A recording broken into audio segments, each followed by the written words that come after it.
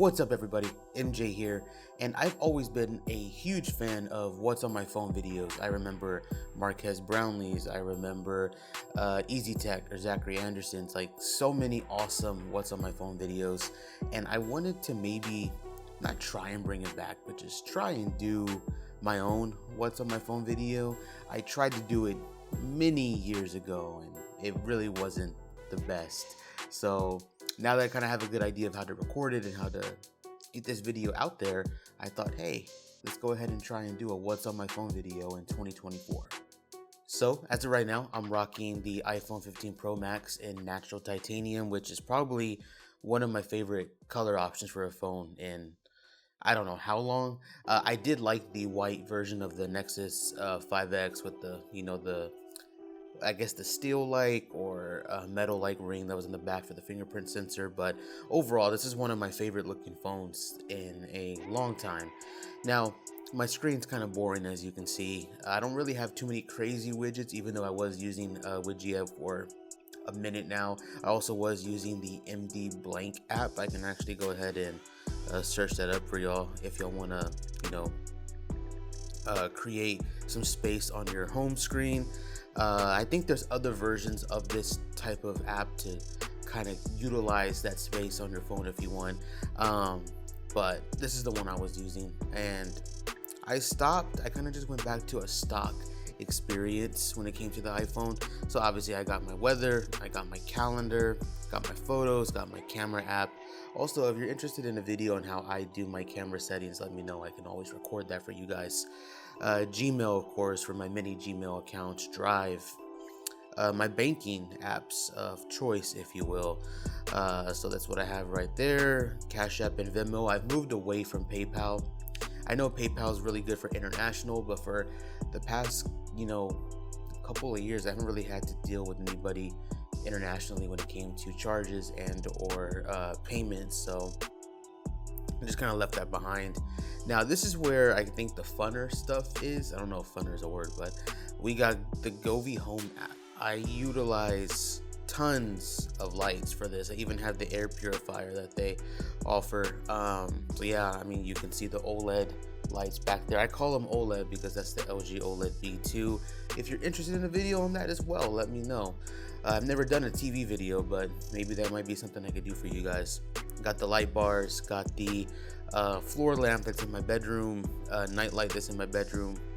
Again, these are not the name of the products. It's just kind of what I named them to simplify them. But yeah, I swear by the Govee app. I like it a lot. They used to be a lot cheaper. They've gone up in price, but they're definitely worth it. I think it's pretty seamless. I have my actions and everything there, and it's a pretty cool app, and I like it a lot. The second one is the Dreo app, because I do own a Dreo fan. I'm a huge fan of the Dreo products. I use one of their bigger tower fans, and I think it's awesome. I think on level 6 or 5, it cools the entire living room, and it's pretty good. I think they market it as like so many hundreds of square feet that it can cool down, and it gets pretty loud on the highest setting, but I never have to put it past 6. It goes all the way up to 12, I believe. It's got a good rotating section. It goes up to 180. Pretty cool. I like it a lot. I actually have my fan called the Star Destroyer. So yeah, right now I have it on setting 2, and I feel cool. I recommend this fan a lot. It costs a lot of money, but I recommend it. The headphone app for my Sony XM5s. I don't have them connected right now, but usually when I do have them connected, I'm just using the clear bass setting, if you will. Not really, maybe adjusting the treble a little bit, nothing too crazy. All at home for my apartment. Google Home for my fiber connection and my other Google products. I got a Google TV in the bedroom, even though I use Apple TV in the living room. But then I got Blink for my doorbell camera. Notes for any regular notes, and then I got Good Notes, which is where I write a lot of my scripts, and I do a lot of notes for content creation specifically. My Notes app is more for personal stuff between my girlfriend and I, and just other things like that. Instagram, obviously, YouTube Studio, the Discord app for connecting with friends and everything, and then of course TikTok. So nothing too crazy here. And then we have just a bunch of stuff in different the section drawers here. I only use one page. I don't really you know. I did get into this app called Lasp. I think you need like an invite to get into it, at least you did. But so far, it's pretty cool. I like using it a lot. Kind of gives like a retro filter vibe. But there's plenty of camera apps that kind of give you that if you want that retro look.